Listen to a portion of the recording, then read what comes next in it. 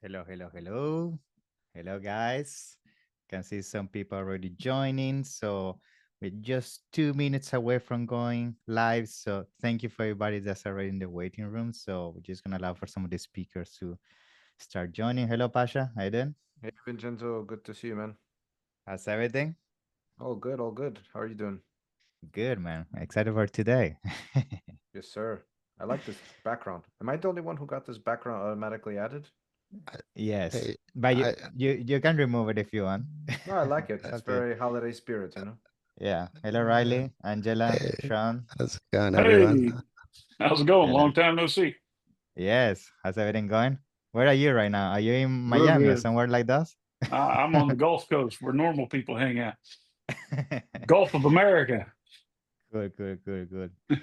Awesome. So I can see some people is already joining. So let's give it another minute or so. So for everybody that is joining, welcome, guys. So we're just gonna leave for all the speakers to finalize joining, and then we're gonna go live in terms of going through all the different topics, which I think is gonna be very exciting. Q4 is here, so hopefully a lot of the content we're gonna be touching to is gonna be very insightful when it comes to maximizing, everything that you can get out of selling on Amazon and beyond. So I'm the thing you're gonna learn a lot out of it. So let's see, we see people joining. Feel free to drop in the chat by the way where you're joining from. If you have some questions, we're gonna make sure towards the end of the session today, we open a Q&A. So then we make sure we can get the most out of the speakers, which they're gonna give you a lot of insights today. Cool. So we're just gonna give another 30 seconds or so. And just to explain, by the way, the agenda today, guys. As you can see, when you join for today's webinar, hello Daniel, how you doing? We're gonna have different speakers today. So the agenda is gonna be essentially as you see in the registration page. So what we're gonna do in terms of how it's gonna work out today is each of us is gonna have around 15 minutes or so to go over the presentation. Each of us are gonna essentially touch different topics from PPC, from TikTok, from inventory management, from business overall. And then what we're gonna do is towards the end, we're gonna make sure, as I already briefly mentioned, we're gonna open Q&A, and then we can have a session where we're gonna make sure we can get the most out of today's webinar. Okay. Cool. So I think we can officially start. We have most of the speakers. I know some speakers are gonna join a little bit later throughout the day. So I want to welcome everybody again for being on today's webinar. It's been a pleasure to have you here. My name is Vincenzo Toscano, founder and CEO of Ecomcy, and the reason why we're doing this webinar today is because Q4 is pretty much the most important season of the year. We know is essentially getting more and more competitive, and I just wanted to make sure I bring some of the best speakers I know in the space, essentially to talk about what is happening in terms of the latest strategies, the latest tools, mistakes you have to avoid. And the goal with this webinar is to really make sure that we're still on time to rectify certain things in terms of the things that you implement on your daily basis to maximize also, for example, Black Friday and Cyber Monday that's across the corner. So I just want to make sure, guys, that you prepare as many questions as you want. This session is also going to be recorded, and we'll make sure we follow up with the recording. And please make sure you get the most of this, because trust me, competition is very first, and if you're not ahead of the game, you're definitely gonna have a struggle when it comes to that, and that's the goal of this. Make sure we give you all the tools or the knowledge, and you can maximize it. So I'm gonna be the first one presenting today. I see Ben also joined. Hello, Ben. Hi there. Hello. Cool, cool. So I'm gonna be starting with the first topic of the day, guys, which is gonna be around Amazon Marketing Cloud. So this is something I'm being very vocal in the space because it's something that I feel is definitely changing the game when it comes to Amazon. I mean, and by the way, just to give a heads up, we have Amazon in the house here, Angela. So I know she's also going to be giving us very interesting insights today in terms of how AI is changing the game, specifically around the advertising side of things. So I'm very excited about that presentation as well. And the goal is, just try to make sure we can get the most out of these new technologies and especially features that Amazon is rolling out which is definitely going to make sure that we can get the most out of our consumers and maximize the growth that we can get within the platform. So I'm going to start by sharing my screen, and we're going to start with the first presentation of the day. And by the way, as I already mentioned, if there is questions that arise throughout the day, please drop them in the Q&A section below, and then we make sure towards the end we can go one by one. Awesome. So I think from my side, you already should start seeing my screen very soon. So I think you guys can already see my screen. Yeah, is that right? Yeah. Cool, guys. So as I mentioned, today's topic for me is going to be Amazon Marketing Cloud. And this is something that I'm telling you is changing the game when it comes to running advertising on Amazon. I'm super excited to really go in depth in terms of what are some of the things we're doing here at Ecomcy when it comes to using Amazon Marketing Cloud, and what I think is something that you definitely cannot miss out moving forward, because we're seeing a significant uplift when it comes to performance. And then throughout this presentation, I'm going to show you what are some of the techniques, things that you have to consider, and what is the best kind of implementation to get the most out of it. So let me give you a brief introduction about myself, so you know a little bit more about me. So as I briefly mentioned, my name is Vincenzo Toscano, founder and CEO of Ecomcy, one of the hosts of today's webinar. And for us, essentially the core focus of the Ecomcy, we're a full service agency when it comes to Amazon. So we specialize on everything that has to do with Amazon. So we do a PPC, listing optimization, DSP, branding, international expansion is a big thing for us. So we've been in the space for over 7 years now. Right now, we pretty much have a portfolio of 9 figures in active revenue managed, and we have a team of 80 people. So we have a lot of experimentation and things that we do on a daily basis with brands. And a lot of the things that you're gonna be seeing today is come from trial and error, and you know, the success that we are able to achieve with some of the brands that we have on board.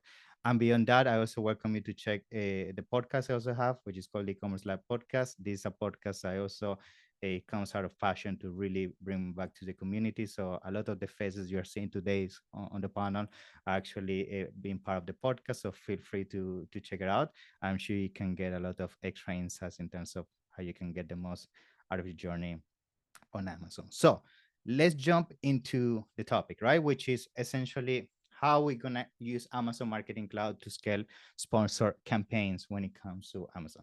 So I think one of the biggest challenges when it comes to running advertising on Amazon is been the fact that it's getting more competitive, right? And that means that the cost per click is getting higher and higher. At the same time, we see also saturation on some of the keywords that used to bring us most of our sales. And the question that start essentially to be raising here is like, how do I make sure now that every single time I invest money on advertising, I can make the most out of it?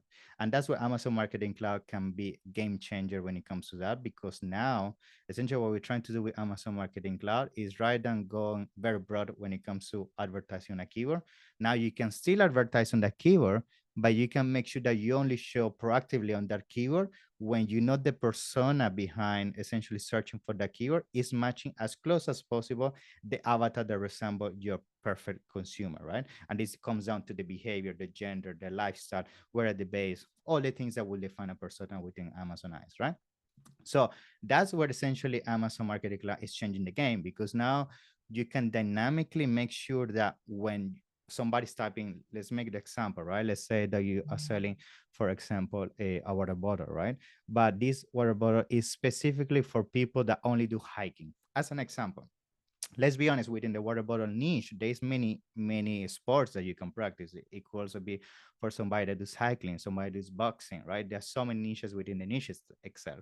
And if you try to advertise only for some of the main keywords related to water bottle, for example, you're gonna spend a lot of at a budget when it comes to running advertising. But now with Amazon Marketing Cloud, you can be very intentional and say only when a persona is looking for the keyword, for example, cold water bottle, is going to allow you in this case to proactively dynamically adjust that bid. So now it's not anymore a guessing game. It's based on what historically has happened with your brand, but beyond that, what also has happened, for example, with your competitor brands, or what is happening in general with different touch points that you can filter down within Amazon Marketing Cloud. So now essentially you can go from being kind of more like a guessing game by just going for all the keywords and try to get all the fish in the sea, to now being more specific to only the few fish that you know are effectively your perfect persona when it comes to consumer. Now, this is a screen I wanted to put here, so it's even more visual in terms of how Amazon Marketing Cloud is part of your strategy. What are you seeing here on the screen is the Amazon Marketing Cloud not only can be used for sponsored products, which is essentially what we're going to be focusing today, but also, for example, with things such as GSP, which I know our friend Ali from Trellis is going to be focusing today. So the beauty of that is that we can use now this data room essentially to get data from our advertising or organic sales, 1P kind of brand data. So this is actually another topic I did a few webinars back, which a lot of people don't know. A lot of the big brands we work with, they have very large database in terms of emails, phone numbers, name, last name, all the things that will define a persona. And you can actually upload that to Amazon. And Amazon now, what it will do using Amazon Marketing Cloud, it will match that information from D2C to potential essential consumers within Amazon. So imagine, and this happens a lot, we're seeing a lot of D2C brands now jumping to Amazon because they have noticed that essentially Amazon is a place to be. That, you know, when they're jumping to Amazon, sometimes they started from zero. They don't have any listings, they don't have any exposure, but now at least they have the data from D2C. They can put on Amazon Marketing Cloud. And that means from day one that you start running advertising, you're actually targeting exactly the persona that is very likely to actually start buying from you. So now it's very, very likely that you can be much more efficient when it comes to every single dollar that you spend on advertising. Now, some of the things that usually I do with Amazon Marketing Cloud, and I recommend all of you to do, is divide this in 4 buckets, right? Usually the 4 buckets are the ones you see in the screen right now. So the first one is you want to focus on high intent shoppers. So these are usually shoppers that within the category itself used to usually buy a lot of products on Amazon. So for example, if I'm selling a water bottle, right, most likely I want to target people that spend a lot of money on products that have to do with sports, right? So that's now a niche that allows you to be more intentional, and only running ads on people is very likely to buy accessories within the sport kind of industry. Then you have high value customers. This is very good, for example, if you are a consumer that focus on lifetime value, like supplements, or for example, you have a very high price point, because this happen a lot on Amazon. You're trying to launch a product, your price point is, let's say, over $100, but the baseline on that category is $30 to $50. You're gonna struggle a lot on the main keywords, because price, from a price point perspective, everybody's gonna kind of be taking your sales. So what do you do with Amazon Marketing Cloud? You focus on people that usually tend to be high spenders in high price point pockets, to be even more intentional with your ads. Or the last 2 examples that you see here, like new to brand, which is something I love. And I intentionally always make sure that that's the main focus of Amazon Marketing Cloud, focusing on people that have never seen my product before.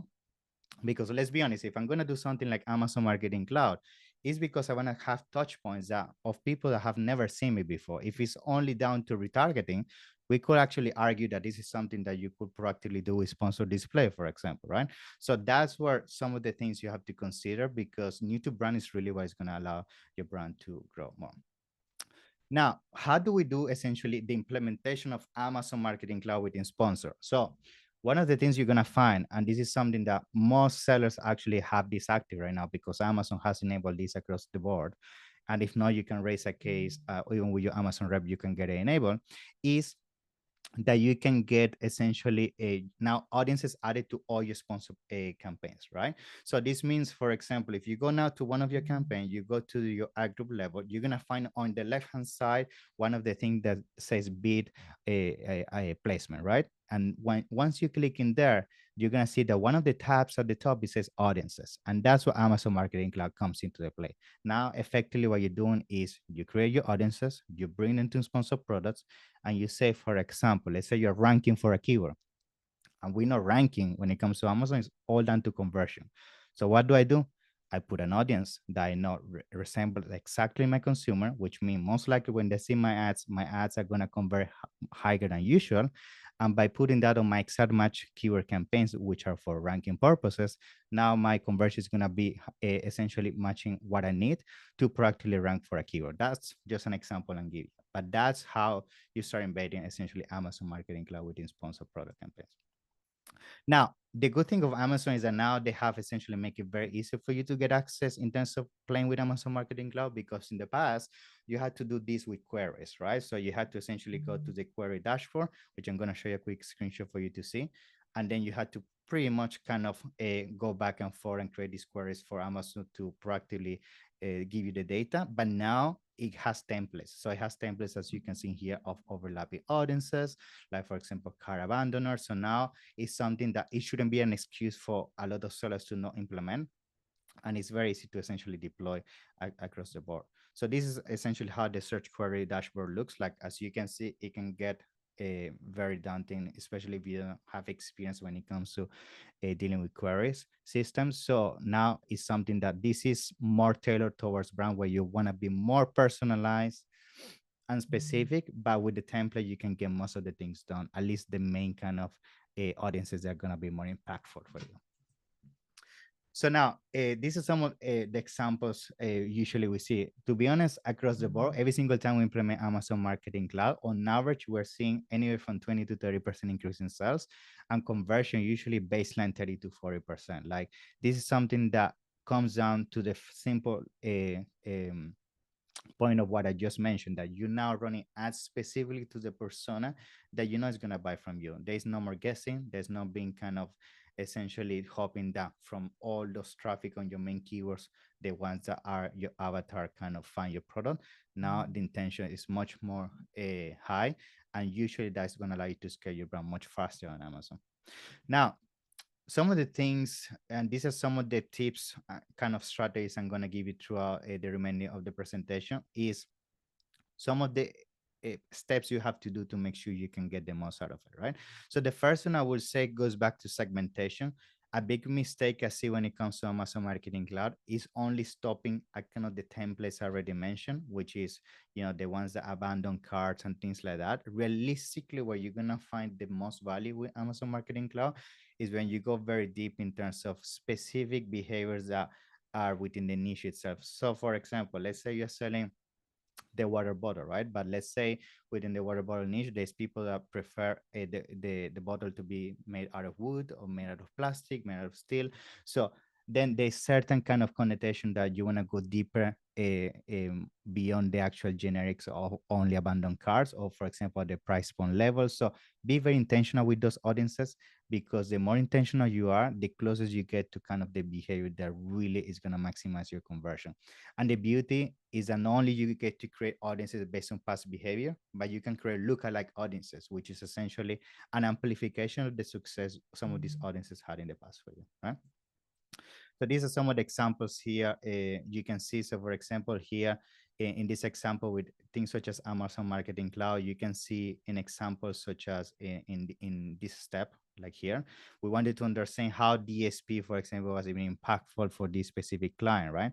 So here, a simple exercise with Amazon Marketing Cloud was understanding, you know, what is the different path touch points that the client was doing. In this case, DSP number one, sponsor pro number two, sponsor display number three. Then out of that, try to understand, okay, what is the kind of purchase rate that is bringing to the table, and what is the contribution of total revenue. And then out of that, with Amazon Marketing Cloud, which is why I wanted to show the screen, I can say, okay, all the people that had that path toward conversion, create an audience. So now essentially I'm creating audiences based on the path that gives me the metrics I want to achieve out of my brand, which is something that before you wouldn't be able to achieve, right? Now, some of the things that you also need to do once you start going very advanced with the segmentation, make sure you leverage lookalike audiences, because just as a brief just essentially mentioned on the screen before, some of the things you're gonna find is that it reaches a point that you kind of saturate an audience. Like let's say you have a data sample of 2,000 customers in the past that have bought from you, right? And then you start targeting those consumers, it will reach a point that that list or that audience is going to get burned out. It just certain cap that you can get out of a list in terms of how much more product you can sell them or upsell them, right? That's where lookalike audiences become your best friend, because now essentially what you can do with this is you can say, based on the success these audiences are having, create an audience that actually resembles the same kind of behavior. And from there, the sky's the limit. You can create as many lookalike audiences as you want. And the more you do it, the more refined it gets. And essentially, it just builds on top of the success you already been having. And the other thing I would say is focus a lot when it comes to Amazon Marketing Cloud on lifetime value. The good thing of Amazon Marketing Cloud is now you can definitely build kind of audiences that comes down to that. If you remember at the beginning of the webinar, I make a specific point around a high value customers. So customers that keep buying from you on a repetitive basis. Focus on those kind of consumers. Like the answer to be successful on Amazon, especially if you have a product that people buy on a recurrent basis, is on that. It's not on that initial sell, because a lot of people, when they sell on Amazon, they come down to the assumption that, oh, I need to make money on the first sell, which makes sense if you're selling, let's say, a TV or a refrigerator or something that you only buy it once. But a lot of product you will buy on a recurrent basis. And if you don't make that kind of assumption into your marketing, you actually are most likely not focusing on what is really going to be incremental, because for most brands the customer acquisition cost is so high that you're not going to be profitable on that first sale. So focus on the lifetime value, double down on that, and make sure you can get the most out of your consumer, not in the short term but in the long term, right? This is another example that, for example, that we focus on that, right? On this, in this example, I wanted to focus on, okay, what is my unique reach, right?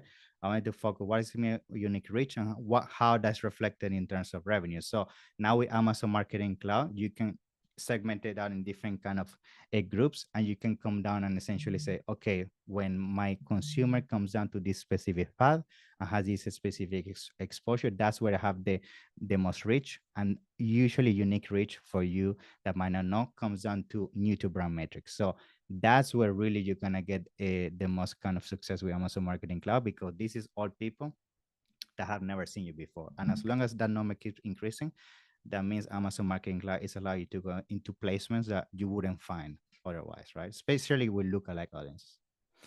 And finally, I would say to start coming to a closure is the bid modifier. So this is really where essentially success come the most when it comes to Amazon Marketing Cloud. As I briefly mentioned, the goal here is to create as many audiences as you can, put them on your best performing campaigns or the ones that you know are going to give you the most impact on your revenue.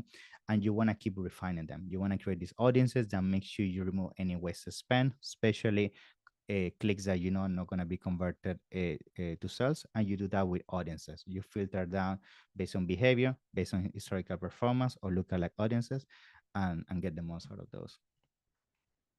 And the final thing I would say, audiences have to be refreshed. This is a big mistake, especially in Q4.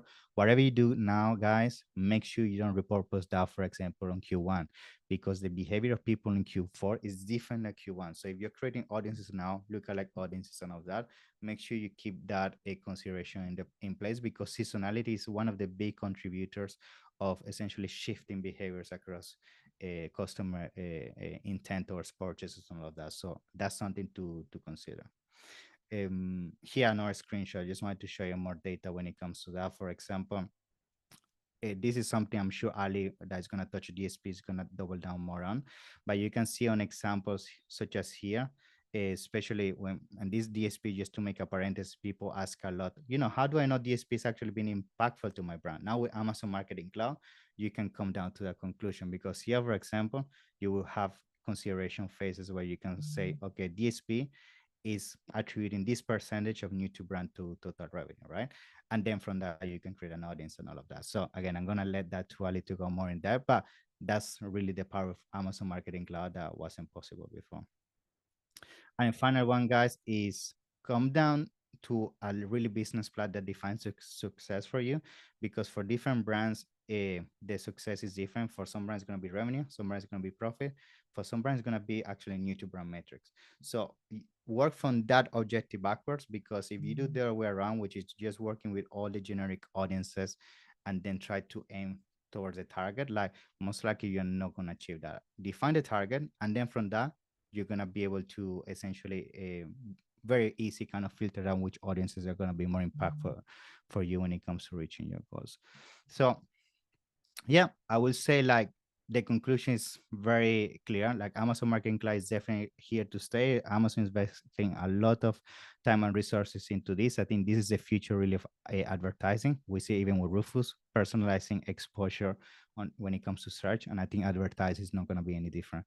It's going to essentially come down to making sure every single ad is specifically tailored to the person that is on the other side of the screen type of for the queue. And you need to understand that, because if you don't, competition is definitely going to take part of your market share. So that's everything from me, guys. Now, of course, I just leave quickly a QR code here on the screen. If you want to have a deeper conversation about this with myself, my team, more than happy to go in depth in terms of how we can deploy that across your account. But yeah, now we're gonna jump to the next speaker of the day. And by the way, if any questions, as I already mentioned, please start dropping all the questions down below. Then towards the end of the presentation, we're gonna then open the Q&A and make sure we can get to you in terms of all the details. Okay, so great. So next speaker we have Angela Wulster from Amazon. So Angela, how you doing?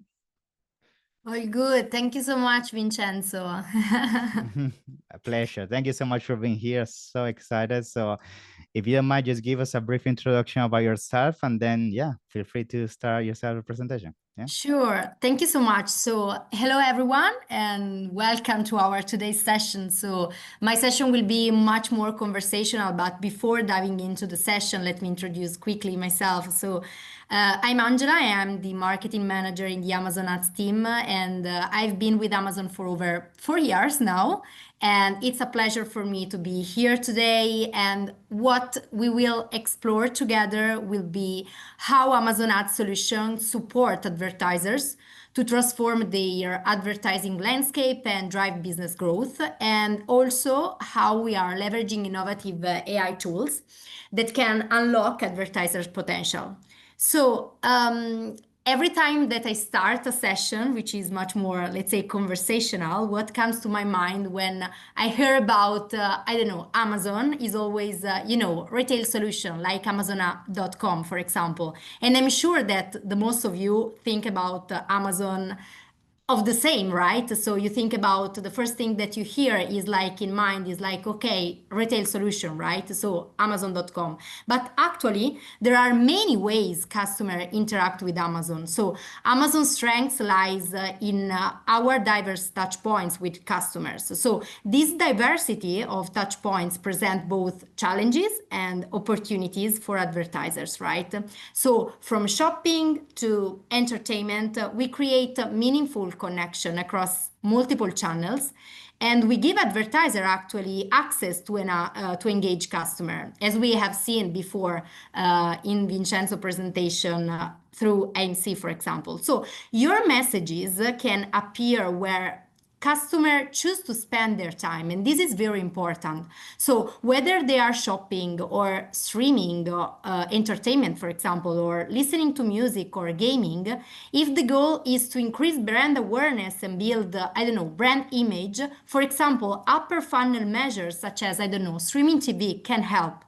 So, through an effective advertising strategy, brands can now integrate their message into their audience's daily routine, so they can benefit from clear measurement and direct attribution. So, Amazon is integrated into customers' daily life. So from the moment where they wake up in the morning and say, "Hey, good morning, Alexa," for example, and they ask to play a song on Amazon Music, right?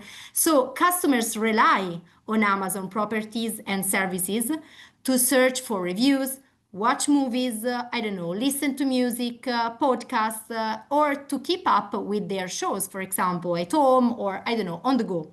So these touch points provide us with signals that allow to us to generate unique first-party insights. So through an effective advertising strategy, brands can integrate their messages into their audiences daily routine, so they can benefit from clear measurement and direct attribution. And this is what to me is full funnel advertising, right? This is our slogan, full funnel advertising. So today, customers, the way, let's say, how customers are making purchasing decision is evolving over time. And today, customers are more informed than ever.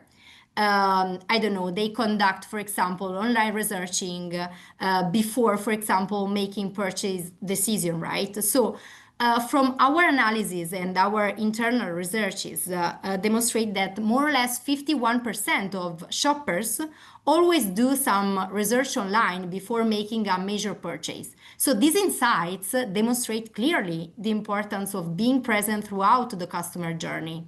So another interest point is, for example, that 33% of our shoppers in UK, for example, prefer Amazon for multiple product purchases. What does it mean? This presents an excellent opportunity, right? For example, for cross-selling and upselling. So let's get now closer, having this in mind, on how Amazon Ads can help, okay, and help advertisers in general.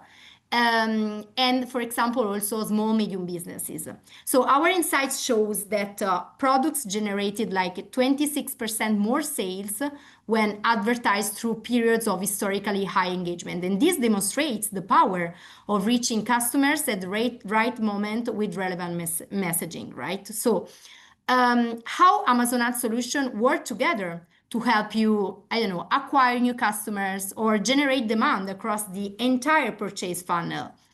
I'm sure that most of you already know the funnel that we usually talk about in Amazon Ads team, right? So we have the upper funnel where we have the awareness stage, where we have multiple solutions that can help. For example, streaming TV or sponsored display can help you reach broad audiences who might not be familiar with your brand, for example. And then we have also Amazon DSP that can help you reach your audience across multiple channels without sacrifice, for example, relevance, right? So this is for the upper funnel. But then moving to consideration, we have other solutions like sponsored brands, sponsored brand video, brand stores that help you tell your story. So the story of your brand, the value proposition, and showcase your products. And then finally, we have the lower part of the funnel, which is conversion. So in the conversion stage, we have other tools like, for example, sponsored products, sponsored display that can help turn that interest into actual sales. So we can capture customers when they are ready to make a purchase decision. So again, the important thing is to be where customers are. And as regards solutions, again, we have multiple solutions that are available in Advertising Console, and I think most of you already know, like sponsored product, sponsored display, brand video, this sponsored brand video, and sponsored TV, for example. We have brand store, but on top of this, we have also other solutions, what we call the magic of display ads, like Amazon DSP or device, for example, ads that can help advertisers reach customers with engaging visual messages across multiple touch points, and that can help, especially if we think about the upper part of the funnel, so the awareness. So on top of this, so we have launched also lots of solutions, so coming to AI, innovative solution that can really transform how businesses can create and optimize also their advertising. So starting from creative, we have multiple launches in terms of creativity. Like, for example, we have image generator. So this is like an AI power tool that allows advertisers of all sizes to create high quality custom lifestyles, for example, images based on their product details at no extra cost, and especially with no expertise required, which is absolutely amazing for me.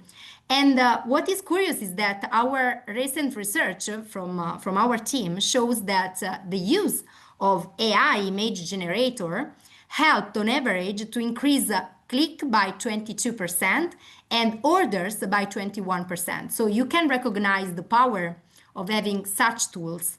And as most of you maybe also know, we have launched and announced another, let's say, tool, which is video generator. So it uses, for example, a single product image or a video as input, and you can use this video generator to create multiple videos with text animation or background music, for example. So you can now create 6 videos that are ads ready within minutes with no production experience and no cost, which is very relevant. And also as regard creative assets, for example, we also announced our integration with Canva, for example. So advertisers now can benefit from a direct connection to their creative assets library and edit creatives using the Canva functionality, which is also very relevant. But in Amazon, we deal always with data. We fell in love with data and insights. So on top of creative assets, we also launched other AI-powered tool to analyze the performances of campaigns. So we are seeing a fundamental shift in how businesses understand the response to shopping behavior. So at Amazon, it's all about connecting branding with performance through full funnel advertising. And this is all built on 3 pillars. So reach, relevance, and measurement. So what are the main AI powered solutions supporting this? Maybe some of you already hear about Performance Plus. This focuses on, for example, driving sales. But we have launched also, for example, Brand Plus. This is all about building brand awareness, so helping finding audiences that are most likely to engage with your brand. And then we have also Ad Relevance, which tell us how well an ad matches what shoppers want. So my final, let's say, recommendation is we have multiple tools, okay? So the important thing is to fix your strategy, understand what you want to achieve, what are your objectives, and use the multitude of Amazon Ads tools to achieve your objectives, your goal, having in mind a full funnel strategy. And important, the message that I want to give you all today is to be where customers are really, and Amazon Ad Solution give you these tools to do it. So I'm very sorry that it has been more conversational, but I mean, I really hope that this brief, let's say, conversation from my side, these inputs can help advertising understanding how we are approaching, okay, the innovation, AI revolution, and how we can support you really, because our tools can support all advertisers of all sizes. This is very important. And Vincenzo, thank you so much for hosting me. I'm very, very sorry that I need to leave earlier because I have other meetings today, but really, it was a pleasure for me to stay with you today.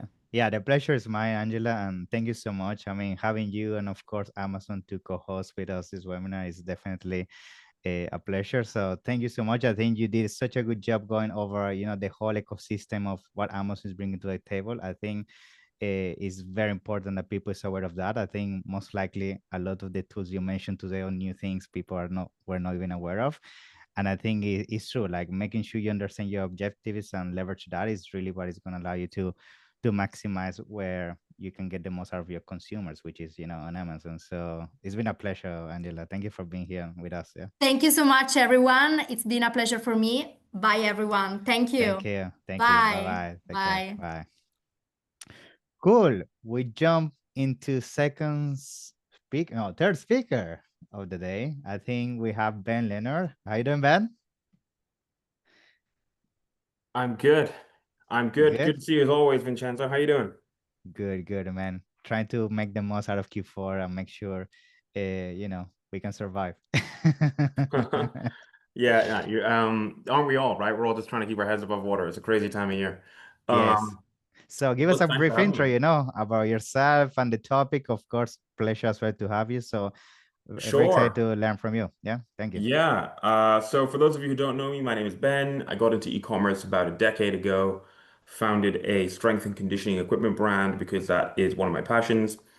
We were selling mostly exclusively across the UK and Europe, actually, with a tiny bit of UAE and Australia as well.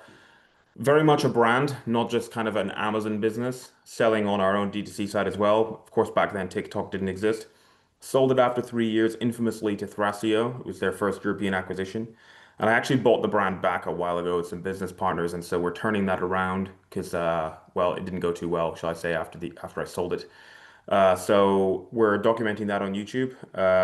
It's at brandrescuemission.com. These days, I also build new brands. I'm just closing right now an investment round for a new business that I'm going to launch in the spring.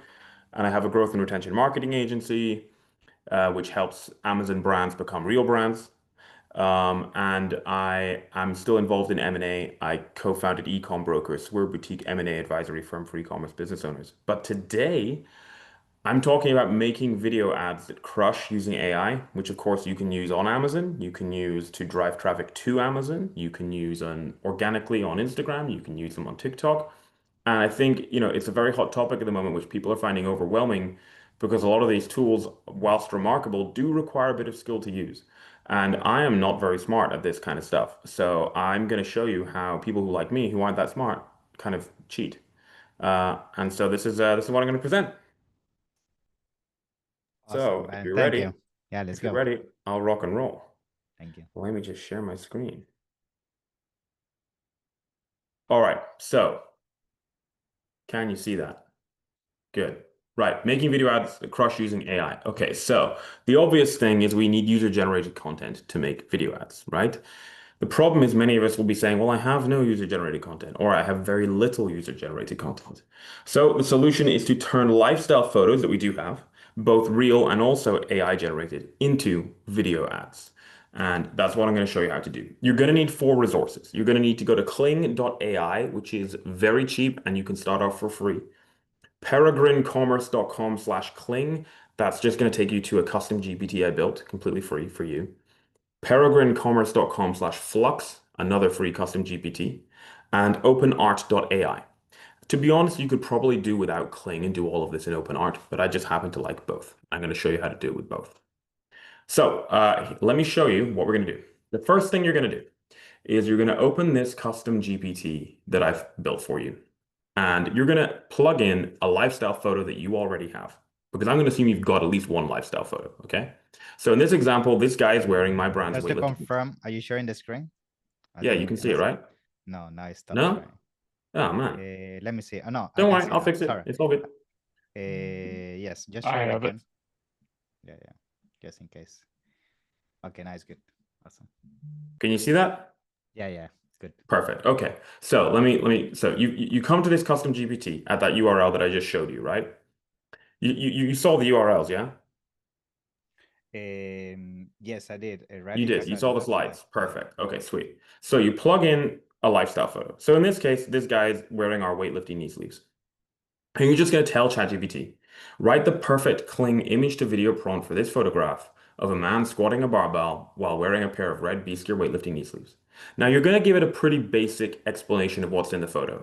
Now ChatGPT can read the photo and knows what's in it, but you want to make sure it doesn't get confused. Like for example, it might think that he's actually wearing like protective knee pads for rollerblading or something, and we don't want that, okay? It's going to spit out 5 different prompts, and you can go through them and see what you think. But you could just cheat and say, well, which prompt is best? And it's going to say, well, what do you want it for? And I said, best for a meta video ad. And it gives me the best one. You're going to open Kling over here. And what you're going to do is you're going to paste in the prompt here where my mouse is that we've just made. You could use the DeepSeek tool here, but I don't like it. I don't think it's very good. And you can play around with sound effects. And you can choose the model you want. I made this video with model 2.1, but they're all very good. And you can play around with motion control and that type of thing too. And here's what it did. So that was just a photo of a real guy, but now he's moving. And it's quite remarkable, and the integrity of the logos and text and everything remains intact. I think that's pretty wild. Here's another example. This is another normal photograph, but now he's jumping up and down, and the logos and text remains completely intact. It's a short little clip, of course. Here's a different way of doing it. This is just a static photo of the product, but now we're panning nicely over the product. Here's another one. This is a real photo, but now she's actually squatting using our product, and you can see the logo and text all remains beautifully intact. Fantastic. But what if you don't have a lifestyle photo? Well, you can actually make one. So in this example, this video is coming from a completely AI generated image. Okay. So let me show you how we get there. All right. So what you're going to do is you're going to go find a photograph of a competitor product, and you're going to dump it into the Flux prompter that I've given you a link for. So here's a photograph of a man wearing a competitor product. And I say to it, analyze this image and write a prompt for it. And it's going to give you 5 prompts. And I read them and I liked them, but I wanted it to emphasize the weightlifting knee sleeves. So I told it to do that. And it's given me 5 more. You can go through and choose which prompt you like. And what you're going to do is you're going to come into Open Art, and you're going to click on Image on the left and then Create Image. And you're going to dump in your prompt here and put a reference image here, which is just a picture of your product. And then you're going to choose your model. So for instance, you might choose Nano Banana, which of course is very famous, or Flux, which is what I named my ChatGPT model after. And here's the output. So you can see that's the prompt that I pasted in. Here's the original reference image, and it used Nano Banana. Pretty good. This is the example I just showed you. I asked it to create a young athletic woman holding my product, and this is what it gave me. However, it wasn't quite right because I used a pretty poor model called SeedStream. And so I actually improved the image, as you can see here. It'll allow you to upscale the image. And then I took this image, went back to Kling, made a prompt in my Kling prompter, dumped it in here, and made this video. Okay, cool. So what are we going to do with this? Well, we're going to start stitching all these little 5-second videos together. They're short enough that no one's really going to realize that they're AI generated. So what I like to do is this. I like to write a script, which we don't have time to go into today, but I can teach you another day perhaps. And then I like to speak that script to camera, or get someone else who is the face of my brand to speak that script to camera, or, and we don't have time for this today, make an AI avatar to speak that script to camera. Okay, and that could even be a fake avatar of myself. And then I cut it together with all these little videos we've made of both real and fake UGC. So I will show you what that looks like. I hope you can hear the audio. Here we go. I was tired of my knees giving out before my muscles did during heavy lifting. Okay, so I'll just pause that there, right? So that's real UGC. During heavy lifting. But as you know, these ones here are fake. The photograph is real, but then we made a fake photo from it. That's real, that's fake. They're professional grade compression knee sleeves that give you the support to lift heavier. Our 5mm tech weave neoprene compresses your knee joint like a warm real, increasing blood flow. While I find that including real stuff with the fake stuff just really helps to give it that authenticity. While our reinforced stitching handles the heaviest loads. Now I can smash my and cutting back to a real person, everyone can see that I'm real here. Really, again, adds authenticity. Now, ideally, I would have recorded this in a gym, of course, not in my home, but I was just doing this for this. About my knees failing me. Originally, I made them for myself, but when other lifters... Of course, that's just a stock photo. Of course, they wanted a pair too, and that's how Beast Gear started. Now, I get to help serious lifters break through their plateaus and lift with confidence. So, get your Beast sleeves today and feel the difference that professional grade support makes. So, in a few moments, you've basically, with no real prompting skill, created a 60-second ad that you can run. You can put it in Amazon, you can run meta ads to Amazon, meta ads to your website, you can put it in TikTok, you can post it organically in Instagram, which we did here. And it's saving thousands upon thousands of dollars in what would have cost you in photo shoots and video shoots. All very cheaply and easily. And I've barely scratched the surface of the capability of these tools. And so I'm a huge proponent of using, these tools are called wrappers. They are wrappers that make complicated models like Nano Banana, VO3, Flux much, much easier for mere mortals like me to use. And there's absolutely no shame in it. I do not claim to be some sort of prompt engineering wizard. I just claim to be a guy who uses good tools. And that's the way we do it over at Peregrine Commerce. We like to do this for both organic and paid media. It's incredibly effective. When you sprinkle in real people as well, that just really makes the authenticity and credibility of what you're doing kind of skyrocket. I'm a huge proponent of the founder of the brand actually being the face of the brand. So I hope you enjoyed that. I hope that brought you some value. Any questions, get in touch. If you want me to help you do this type of thing, get in touch. But yeah, hopefully that helps you grow your brand a bit. Thank you, Ben. So that was awesome, actually, because this, I mean, especially for Q4, we all know it's all about creating that influx of traffic, and without content, you're definitely not going to achieve that. And I think for a lot of us that sometimes feel like, you need to spend thousands and thousands of dollars on models and photo shoots and all of that, that's definitely something of the past. So seeing tools like this are definitely going to make a huge difference, especially for those that are really struggling to really make it throughout Q4. So thank you for that. That's awesome. Yeah. Cool. Yeah, pleasure. Thanks for having me. Appreciate you inviting me on. Always, man. Good to have you Cheers. as well. Okay. Good. I can see Sean Bye-bye. there. See ya. Hey, Sean. Bye-bye. All right. See you Yeah. later. Bye-bye. So awesome. We have Sean next in line. How you doing, Sean? Hey, I'm doing well. Great stuff, Ben. I sent you a text just saying hello, brother. Long time no see. Thanks for the invite, Vincenzo. Always a Always a pleasure. pleasure. Today we're going to talk about Amazon product selection. So, free to go now, boss? Yeah. Yeah, let's give it Great. a quick intro by yourself. Just tell us a bit about Yep. your company and everything, and let's get started. Yeah. Thank you. My name's Sean Hart, a post-purchase pro and seller underground, and I've literally helped thousands of Amazon sellers over the last decade launch and scale real brands. And today I'm going to show you one of the exact product selection systems that I've used to find winners again and again. My business partner, Seth, and I have launched over 1,000 private label products since 2014. And we've exited 14 businesses collectively. So we made a lot of mistakes, just to be blunt about it. All right, so why product selection? Well, I'm going to show you why which product you choose to sell matters more than your PPC strategy, external traffic, packaging, brand, or customer service. It matters more than your product listings, your images, your reviews, inventory management, and optimization. And I'm going to prove it to you because there are 4 important factors that a lot of us are overlooking. But after today, you won't do that anymore. Here's the truth. There's no single product opportunity out there that will generate extraordinary profits forever. Seth and I have launched over 1,000 unique private label products on Amazon, and we've created tens of millions in sales. And most importantly, we figured out how to maintain outrageously high profit margins. We ended up selling several of these brands for life-changing amounts of money. But here's the real story. Most of our sales and success came from just about 120 products out of over 1,000 that we launched. Yeah, this means that only about 12% of the products that we launched were actually big winners for us. I don't mean products that sell okay. I'm talking about products that explode with growth.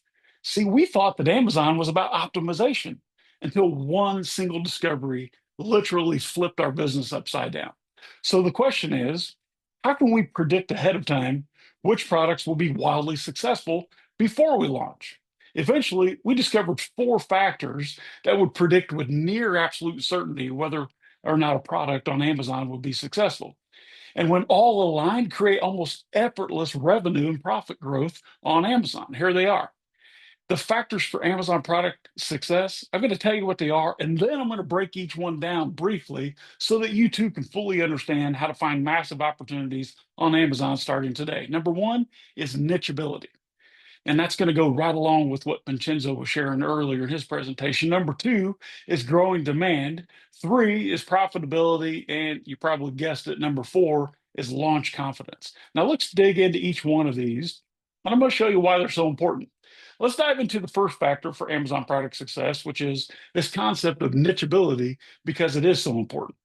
A product with high nicheability has a higher chance of success than a product with low nicheability or no nicheability. But what does this even mean? You see, high nicheability is where there's an opportunity to serve specific customers on Amazon that are currently being ignored. There are products where a lot of customers use specific long tail keywords or key phrases to try to find what they're looking for, but they're left to buy from general listings because none of us sellers or brands are filling their specific niche or their need. This creates a giant opportunity for us. How do you spot a high nicheability opportunity? When people are searching for specific products or solutions, but are left to buy from general listings. And while high nicheability is a great thing, we found a few other factors that could also help us predict whether or not a product would succeed before we ever thought about launching it. But what if we did nail the perfect niche and we launch it at the worst possible time? Well, that's what's next. The next factor that we're going to talk about that makes a huge difference is growing demand. Is there growing demand? Growing demand shows where interests are going and what is gaining or losing popularity. It's like in ice hockey. You always want to be skating to where the puck is going, not where it's already been, right?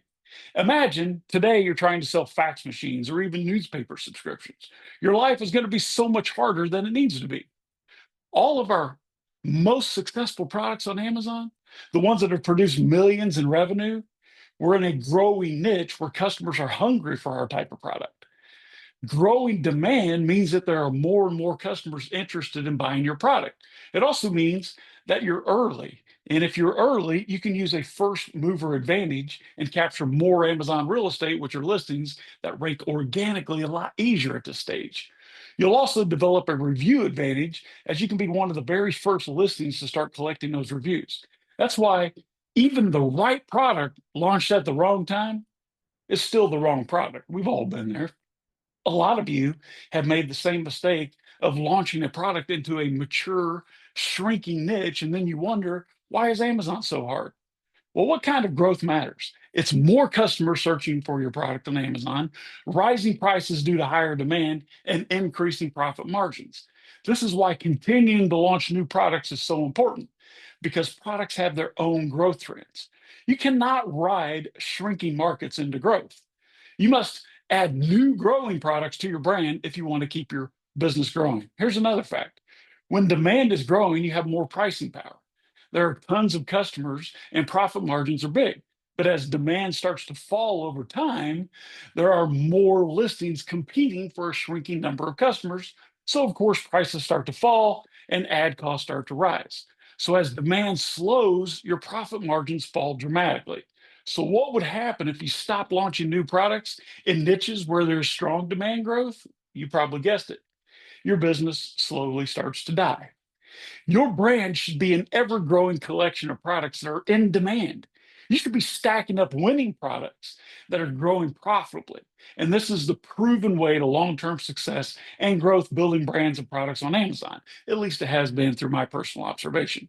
So before you ever launch anything, make sure you double check that your product has high nicheability and that your niche has growing demand. But there are two more factors that are crucial for success that I want to share it with you. What if demand is strong and your niche looks good, yet the profits vanish into thin air? Let me show you. Let's jump into the next success factor, profitability. Let me ask you, what's more important, my friend? Is it sales or is it profit? Profit is king, right? That's obvious because profit is what you actually get to keep. It's what funds your life and your mission. You can't feed your family or fulfill your dreams with sales. It takes profit, money in the bank. Now, I've met with dozens of sellers over the years that are great at driving sales, but barely scrape by because they make no profit. I met a seller recently that's doing 4 million in sales per year on Amazon, but literally makes no profit. Isn't that absurd? You work all year importing products, creating images, managing ads and people, and then you take all those risks and headaches to make $0. There's a better way. Did you know that the most profitable products on Amazon also have a bunch of indicators in common? And if you study the data, you can find pockets where prices are high, ad spend is low, and profit margins are insane. Let me show you. Here are the indicators for high profitability: low competition, pricing power, meaning you can raise your price without losing sales, review star ratings, and high conversion rates. So imagine this. The stars all align. You find a product on Amazon where there's low competition, high pricing power, and the competition also doesn't have very good review rating. And there are still, the conversion rates are still high because there are so many customers. But what if you got the niche, you got the growth, you got the margins, but you still can't predict whether the launch will actually work? Well, that's for number 4, launch confidence. This is the last factor for success. When it comes to launching new products on Amazon or anywhere for that matter, wouldn't it be nice to have a huge amount of confidence in your launch and that launch being successful before you go? Well, now you can. Let's take a look at this. How confident are you right now that your next product launch will be successful? Well, how would you even know? Let me ask you. I've got 2 different scenarios for you to consider. Here's the first one. Would you rather compete in niches where there are a ton of directly competing offers? The sellers are insanely aggressive with their marketing. Their listing gets tons of reviews with high review velocity, and there's little click share left for you to grab. Or would you rather live in scenario number 2, where you get to compete in niches where there are not very many direct competitors, the sellers are not very aggressive, other listings are getting reviewed slowly, and there's a ton of click share open for you to grab? The answer is obvious, isn't it? You want to live in scenario 2 every single time, or at least I do. Look, most of you have accidentally entered very competitive markets by mistake, and you're left wondering why growing is so difficult and why you make so little profit. How many of you evaluated these indicators before your latest product launch on Amazon? Did you make sure there were a small number of competitors and that sellers are not very aggressive with their marketing? Did you make sure that other listings are getting reviewed slowly and there's a ton of click share open for you to grab? I hope so. The product that you sell is the foundation to the success of your brand. It is the number 1 factor in how much money you're going to make, period. You can try every PPC strategy, the latest keyword tricks, review tactics, all of it. But if you're not selling the right product at the right time, meaning a product that people actually want to buy, it will always feel like you're pushing that boulder up a hill. But what if all 4 factors line up? What happens then? Well, these are what we call hidden gems. Hidden gems represent massive opportunities on Amazon. Check out the stats on the products that we'd actually launched that meet this criteria. Here's an example of a hidden gem product opportunity. The product costs $7.89 from our manufacturer, and we're able to sell it for $59.99. That's an insane markup, isn't it? And we sell around 750,000 of this product per year. Here's another example. The product cost us $3.35 from our manufacturer. We sold it at the time for almost $70. That's almost 20 times markup. And we sold more than $2 million per year before we sold the business. Here's another example. All right, this is a product that we launched that was also a hidden gem. The product cost $2.95 from our manufacturer. All right, we sold it for $39.99. But here's the best part. We sold $3.6 million per year. This business literally printed money, and it was such an easy business to exit. These examples are just the beginning, though. But here's the real interesting thing. We didn't have the best PPC strategy, listings, review strategies. We didn't have the best launch plan or packaging, but we made more profit than other sellers. Why? Because we continue to launch the right products in the right niches at the right time. And you can too. And this is where most of you are completely messing it up. You think that you can optimize a losing product and turn it into a winner. You're wrong. The answer is simple. Just launch more winning products. Launching winning products is the formula to highly profitable growing Amazon business. But most of us are scared to launch again and again because we've gotten it wrong too many times. It's scary to get it wrong, isn't it? I'm with you there. But when you get it right, it's like a balloon. When you let it go, it just keeps rising without any effort. But then what? Well, if you want to know how to double the revenue of your already winning product in the next 30 days, join me on this Thursday. It's great timing because I'm going to do a quick Zoom call where I'm going to reveal the secret of doubling your Amazon sales in the next 30 days. You can scan the QR code or go to seenonwebinar.com. Vincenzo, you're amazing. Thanks for bringing an amazing audience here and for the opportunity, man. Thank you, Sean. I appreciate it. Like, I think what you built on today was super, super important. I think identifying trends and the right product is really the foundation of any success. And you mentioned there's something that happens a lot. Like when people come to us, it happens that people sometimes think that the issue is the PPC or is their listing or the image, but sometimes it's the product. I would say product is like 70-80% of the success. So, doubling down on that point and really showing people how they can stay ahead was definitely a good point to make. So I appreciate that, man. Thank you for being here. 100%. Yeah. Thank you, sir. God bless you.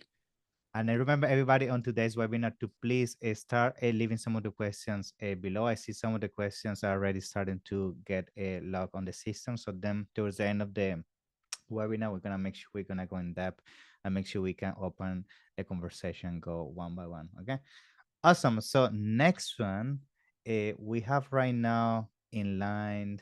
Let me just see, Pasha. Pasha, I can see you now. Good. So how you doing, Pasha?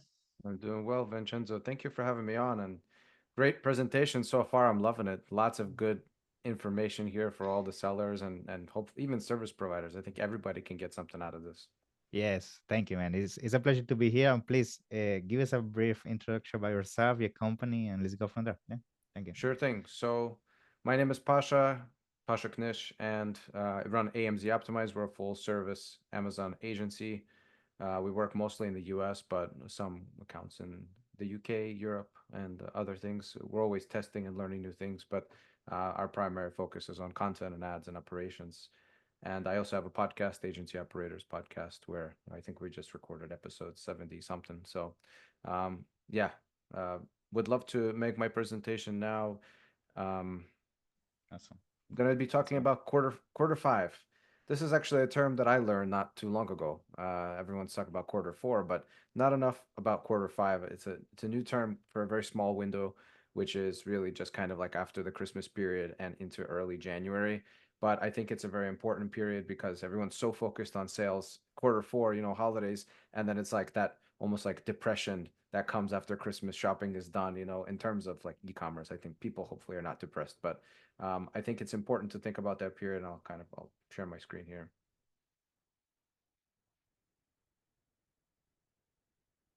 All right, let me know if you could see that.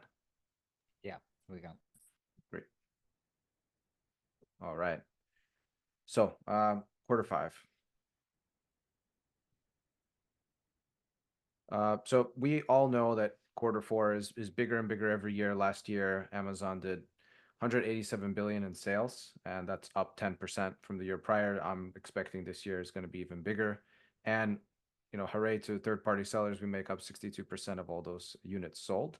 So I'm really happy to see that third-party sellers are continuing to drive Amazon's growth, and hopefully they treat us better and better with all of the fees and everything that they're throwing at us. So as we're approaching though Black Friday, Cyber Monday, everyone was talking about that. That's kind of top of mind. Sales are going a little bit erratic. They're dipping slightly before, then they go crazy during the major deal event, and then they decline right after. And so there's this sort of like instability in the market. CPCs are going all over the place, and everyone is trying to figure out how to build and sustain momentum but also stability during that period. So I think it's very important for brands to participate and not fall behind, because even though I'll get into the details, but many of us say, maybe it's not worth it. All of the sales dip, then they increase, then they dip again, but then the fees are high, and then I have to do a coupon, and so I don't participate. So this is me encouraging actually people to participate regardless and treat this more as an investment strategy into the following year. So understanding the fee landscape. Yeah, from October the 15th to mid-January, many of us will start looking at our P&Ls and saying, what's going on over here? I'm not getting as many disbursements, not making as much profit. And yeah, fulfillment is very high, storage is very high. As you can see, compared to these rough numbers, we're at like 3x almost in terms of storage fees. So same thing with low inventory fee.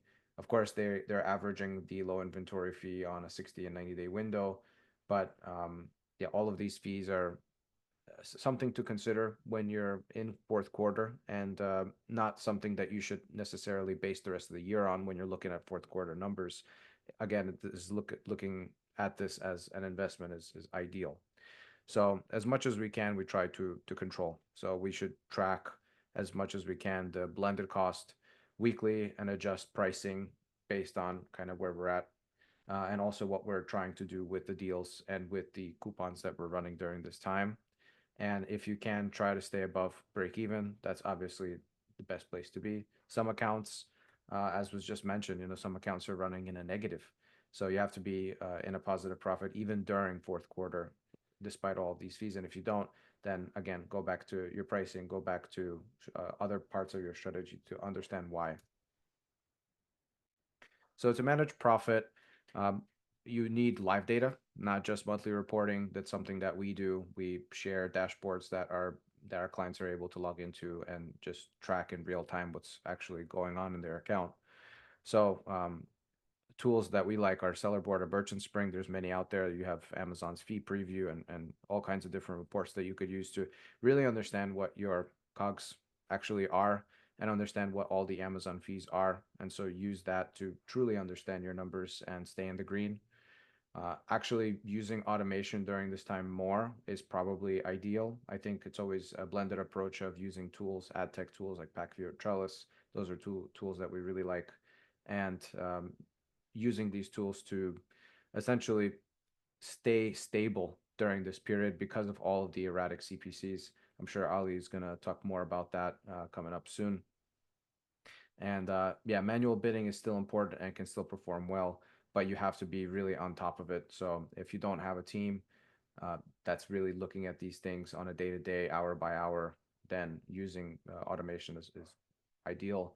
And then also look for opportunities in things that are not so populated. So right now we're going through a period where CPCs are rising because of a price war on bids in the auction house. And if you can find campaign types that are, sponsored video or sponsored brands or any types that are not as competitive in their CPC, you can identify those keywords ahead of time and then, use that as a strategy to fill in the holes where everybody else is kind of fighting. Staying agile with inventory. So I think a couple things to keep in mind is checking stranded and reserve units daily to resolve issues quickly and make sure that everything is sellable. Converting excess units into velocity. So again, going into your pricing, your P&L, adding coupons, sponsored product, pushing sponsored product on certain units. And then also just making sure that you have overstock in the back somewhere, because Amazon is not really accepting as much inventory, nor do you want to pay those crazy fees sending everything in there. So having a third-party logistics solution or using AWD if you were able to do that ahead of time, or even just having an FBM offer, which might be actually your 3PL, is ideal to ensure that you have the right units to support the sales that would come as a result of fourth quarter into quarter five and into early 2026. So, you're building all that momentum right now. You don't want to lose it. And I've seen that happen. So people are super happy about holiday sales, and all of a sudden they can't capture any of that momentum and any of that rank increase because they just ran out of stock. So, and the last thing is use this as an opportunity to move your slow products. We have seasonal products that might not be so relevant. You don't want them sitting around. We might have overstock. So use that as an opportunity to liquidate. And also, we're right now, what is this recording date is early to mid-November. So we're still with a little bit of time left for the holidays. It's never too late to make a couple tweaks to the content. There's plenty of AI tools out there that will allow you to do this. So, swapping something for a gift-oriented lifestyle photo, or making some optimizations for mobile, like moving bullet points, the first couple words being the core benefits, front loading that so people on mobile can see it. Adding seasonal keywords, into your title wherever it makes sense, like holiday sets, stocking stuffer, and reviewing search query performance to ensure that we're on top of the holiday keywords. These are all small things that don't take a lot of time, and it's not too late. Advertising. This is what it looks like, heat map, when we're talking about things like day parting.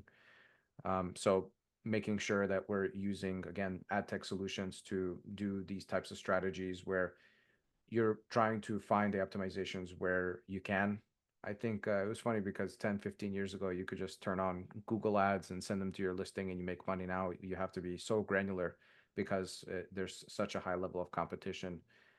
So anything that you can do to, minimize spend during times when sales are not happening and optimize and move that spend over to times when sales are happening using data is ideal.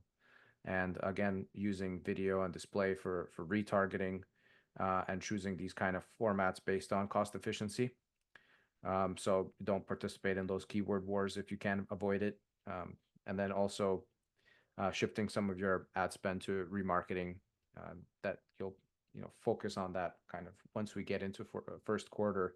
I think remarketing is top of mind to ensure that we don't stay around in that kind of dip. So the smartest sellers, they treat peak season as an intelligence gathering mission. And so you can use things like brand tailored promotions to reward those repeat buys or high value buyers with some discounts after Christmas. So again, focusing on the retargeting, exporting your search query from fourth quarter ad performance reports to identify the keywords that drove the profits, and using DSP or brand tailored audiences in January when the costs drop. So January always is historically the cheapest and calmest ad environment. Everybody's sort of cooling off. So we could use that as a time to relaunch with fresh messaging in first quarter, relaunching those top performers with brand new content, new year, new me, that type of messaging, of course, depending on the product. But a lot of the time that really does resonate with people. They treat the new year as a way to start off on the right foot for the year and work on the things that they want to work on. Testing different kind of bundles. Amazon is always rolling out new updates when it comes to bundling and virtual bundling, making it easier and easier to do that. So you can always create variations and do those kind of bundles based on the keyword research that you collect, and then as much as possible shift your ad spend to the remarketing. So final takeaways are, I really think it's important to audit as much as possible, stay on top of your numbers, stay on top of your stock levels, and try to use this as a way to build the momentum now so you can take 2026 by the reins and guide it in the way that you want. So I'm happy to speak to anybody. I know we're kind of getting into the season, but if anybody wants a quarter one readiness audit, you can just scan the QR code here and schedule a time to talk to me, or you can just reach out to myself, pasha@amzoptimized.com. That's it for today. Thank you, Pasha. Thank you. Appreciate that. Thank you. No, I think this is super, super important, and I love how you pointed to the importance of getting ready for Q1 and all of that, because I think a lot of times it happens that people focus too much on what is going to happen in Q4, and then they deplete their budget or inventory, and then they find themselves in January with essentially nothing to build on top of it. So thank you for making that transition very very clear in terms of from a strategic point of view. I appreciate it, man. Sure, And for thank you, any Victor. question that you guys may have to for Pasha, please, as I mentioned in the previous episode, leave it below, and then towards the end of the webinar we can go in depth. So cool. Next one, we have Daniel, that he's gonna be talking around TikTok. Hi, Daniel. Hey, Vincenzo. Doing great. How are you? Good, man. Thank you so much for being here. I think it's second Sure. time you are on the show, so it's a pleasure, man. Thank you. It's always the pleasure for me, and it's been great pleasure to talk with such a great previous speaker. So I'll try to keep it short because it's been already an hour, right? So I'm Daniel, CEO, co-founder of Incense. What is Incense? Is a creator marketplace. We have 70,000 vetted creators in our network. But today I'm going to be talking about how to drive traffic from TikTok to Amazon, because it's 2025, but so many sellers, they're not leveraging this hack yet, which is a big time surprise for me.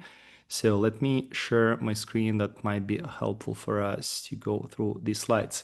So yeah, as I mentioned, I'm Daniel, CEO, co-founder, based in New York City. I'm really passionate about creator commerce, UGC, affiliate, you name it, right? So everything that is related to creator marketing, and specifically for e-commerce.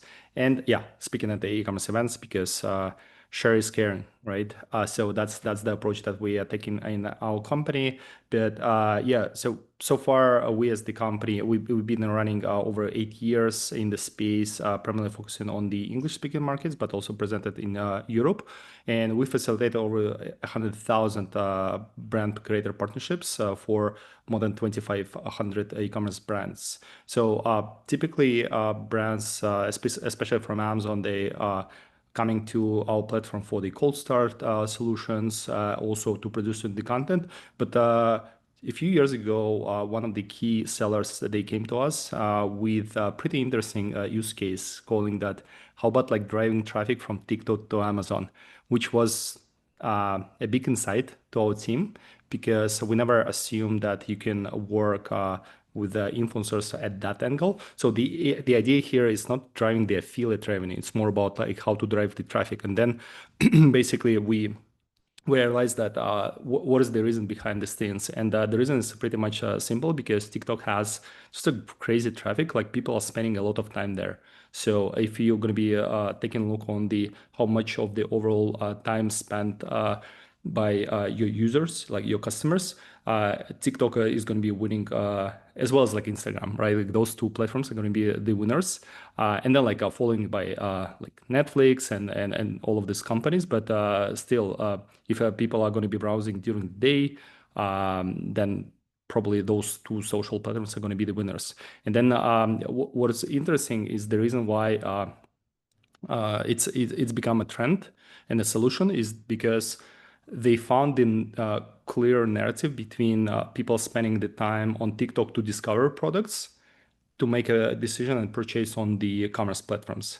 So that's actually the trend that TikTok trying to capture with their own solution, TikTok Shop, as we heard here. But still, there is a great opportunity how to drive the traffic, because TikTok users in the US, they tend to discover product first on the platform, right? Then you're putting them into the consideration, and then they starting wondering about that. So right now there is a more easy way to go and purchase on TikTok Shop, like as a native platform. But at the same time, what have been discovered by so many Amazon sellers is that actually then many users, they're not really clicking on the purchase on TikTok itself, but they prefer the top e-commerce platform, which is Amazon, right? So they actually going there and search for the products, and there's a spikes between the activations with influencers and then the Amazon sales within the 1 week window. This is something that we're going to be talking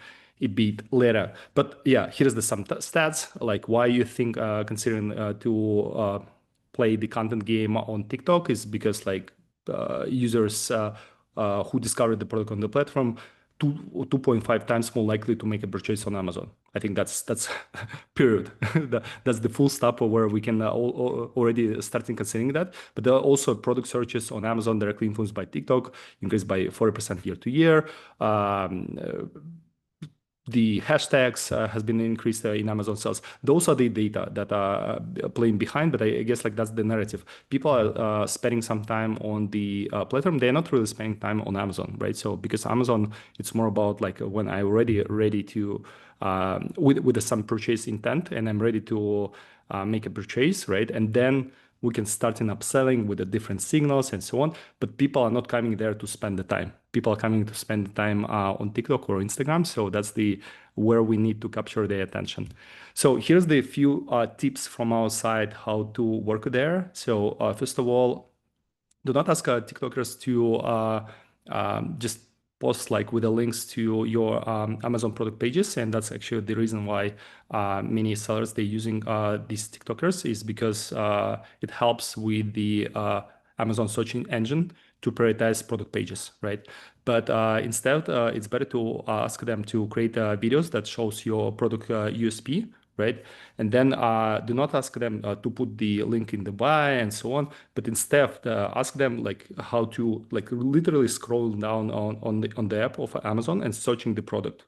So this is kind of like you're going to be asking the potential customers to have this experience that they found this on TikTok, and then they go to the Amazon app and they start searching for the product. This is something that the best performing, what we encourage. Yes, there is no direct connection, and there is a lack of how to attribute those connections. But still, I think what is important is a numbers game and seeing these spikes. What is important when you're going to be talking to the influencers? It's definitely working on the brief. So just showcasing exactly that you need to have the screen recording, showcasing your brand, product name typed in the Amazon search bar. This is like the key, how it's going to be working. And then also providing the product guidelines, USP of the product. So something that you need to equip them. Why customers will see the product, the promotion of the product on TikTok, and then they would be interested on going to Amazon and purchase. So for instance, it's going to be some special bundle that is going to be promoted there, or it's going to be a special offer, right? This is really important. And another thing is that what we found that it's not only about the organic, because organic is really important, and I think it's only increasing, especially like giving the LLMs are starting searching by Instagram and starting prioritizing those products. So we know about that, but overall, we don't believe in organic only strategy or paid only strategy. So what we believe is the organic plus paid, meaning that you're going to be working with some of the creators. You will see that the content is really great. So what you can do, you can spark those connections and running the ads on behalf of the influencer handles. So in that case, you can drive the scale. So this is the easiest way how you can drive better traffic going from TikTok to Amazon, because more people will see that. And that's what Amazon is going to be prioritized as the external traffic, which is really important. And then attribution, right? I'm saying that do not put the link directly to this page if it's not the ads. So if it's ads, yes, you can do that, because it's more makes sense to do this way. But like for the organic posting, we do not recommend to use any links, because in that case you're going to be deprioritized by the TikTok itself. But what you can do, you can use the 1 week window attribution, just to seeing that there is you hired, like, let's say 50 influencers, they all posted, and then just apply the 1 week window attribution. So to see the spikes. And what we've been observed that so many sellers on TikTok shop, they're using this strategy to see the spikes on Amazon sales. So they would assume that people are going to be preferring to purchase something on TikTok shop because it's so easy, right? It's just one click. But in reality, what is happening is that people are putting there into the consideration mode. And then once they are ready, they're going to be going to the preferred e-commerce platform and then make the purchase.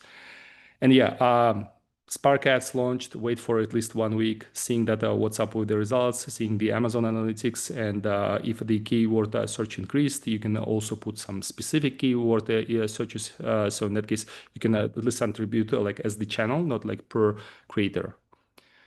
And here's the example of the some of the supplement brands. So they work with they launch on TikTok Shop, right? And what is the correlation between TikTok Shop was that once they launch and starting hiring a lot of creators last year, they sold 60,000 units of their vitamin D3 plus K2 on Amazon.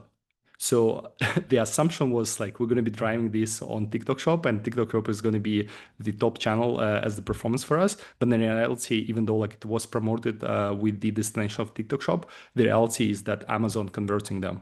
So this is the power, and this is the use case that I've heard so many times. Also from TikTok Shop team itself, they they don't like it, but it's something that is happening, and it's like a kind of echo situation. So that would be it from my side. So do not ignore the power of TikTok. TikTok is still in one of the best in the game in terms of the capturing organic traffic, but you also can mix it up this with the Spark Ads. So in that case, you can drive like really big traffic, and then you can just attribute this echo sales that is happening on Amazon. but think about like how to pitch to creators and what is going to be the creative itself. And from my side, like as anyone shares, so we have the special offer. It's a 200 bonus with a quarterly subscription and the strategy call in case that you're new to the creator marketing or you want to review your creator marketing strategy. So we have a team who can advise you on any front. And we're serving D2C brands as well. So in case that you also have D2C business. That would be it from my side. Thank you, Daniel. It was a pleasure. And I think, this topic is something that a lot of sellers onto this webinar are going to find very insightful, because I always say, like, as the more competitive Amazon gets, you definitely need to find for ways to find traffic outside of it. And TikTok is definitely been one of the sources, even for us, that's been working very good when it comes to, navigating the high cost per click, creating that virality effect. So I think you did a very good job making sure that people is aware of it and what are some of the steps to maximize that. So I appreciate that. Yeah. And if there is Thank any you. question, by the way, guys, for Daniel for TikTok, please feel free to drop them below. And then, of course, towards the end, we can cover them. Okay. Awesome. So now we jump into next speaker of the day. We have Riley Johnson. How you doing, Riley? I'm doing great, Vincenzo. Thank you so much for the opportunity here to present, and thanks for everyone's time as well who's here on the webinar. Thank you. Just wanted to double check, is everyone able to Yes. see my slide deck here? Awesome. Yes. So I Cool. think if you put it full screen, awesome. We can see it now. Awesome. You can proceed. Yeah. Thank Awesome. you. Well, just a little bit about myself. My name's Riley Johnson. I'm based here in Austin, Texas. I've been in the U.S. business space for close to 7 years, helped personally set up about 11,000 U.S. companies, along with after the formation of that company, assisting with the bookkeeping, business taxes, and at Dula, we have a lot of e-commerce analytics tools built in as well. But Dula as a whole, we've been established for about 5 years now. We're a Y Combinator backed company. Some of our investors include the founder of HubSpot, Nexus Venture Partners, and investors from the Hustle Fund. Currently, Dula has about 15,000 active customers.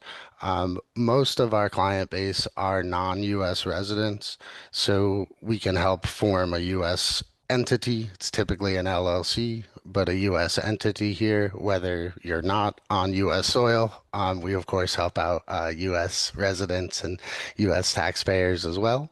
But in essence, from start to finish, our business in a box plan sets up a new U.S. company as an extension of your existing company offshore, or if you already have an existing U.S. company, we can also service those clients as well and help with all the back office things like taxes, bookkeeping. But Business in a Box is our product that includes basically everything for a founder. So as I mentioned, if you're brand new to the US market, you do not have a US entity, an existing LLC or corporation, we file those start to finish.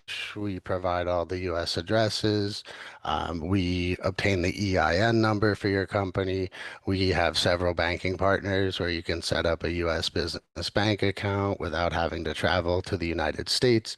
And then more importantly, if you already have an existing company, we also offer all of those same backend services, meaning after the company's set up, whether it's in the busy rush here in ecom and Q4 or throughout the year, we handle all the annual state filings at the state level, as well as the big kind of scary IRS filings for the entity as well. Part of that process, we have a custom software that's designed for all verticals of US entities, but we have a heavy focus on e-commerce and Amazon specifically. So our software and platform links with over 14,000 US banks, Stripe, PayPal, and then directly into your Amazon store as well. on top of our software offering, you have three dedicated humans as well as part of our business in a box plan.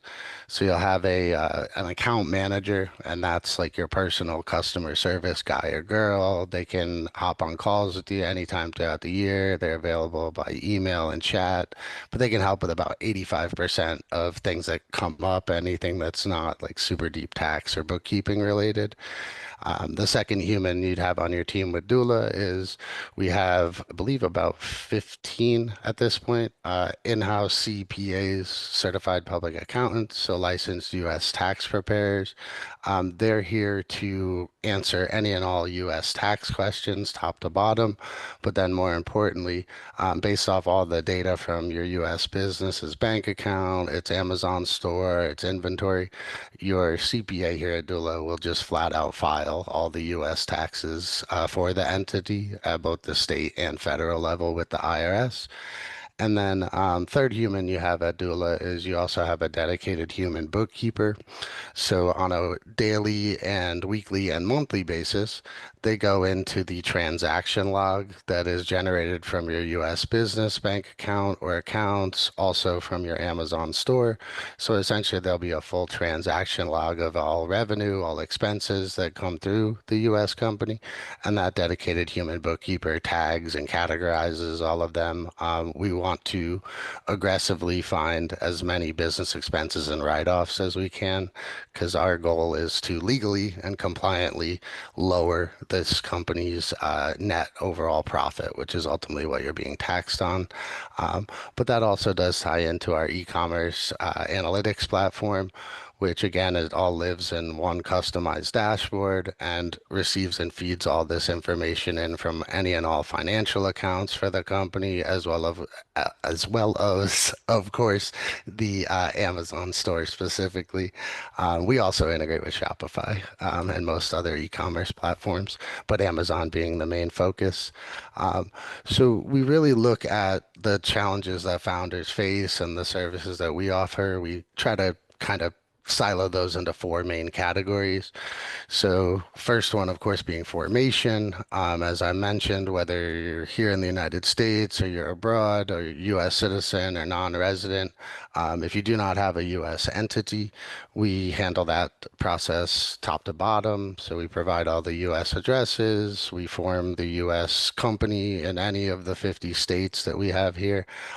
We also get the EIN number, which is the federal tax identification number assigned to your U.S. entity. And then as part of that, we provide the registered agent service, which is the required U.S. address or addresses for the entity. And then, of course, with e-commerce, we also handle all the sales tax and resellers certificate and the tracking and remittance to the other 50 U.S. states. Very high level. That's the equivalent of like a VAT or value added tax in EU or other parts of the world. But to tie all that together, we, as I mentioned, do handle all the bookkeeping for the U.S. entity. So every transaction, including sales tax, will feed directly into your Dula dashboard. And your human dedicated bookkeeper here at Dula does go in and reconcile and tag all those transactions essentially in real time.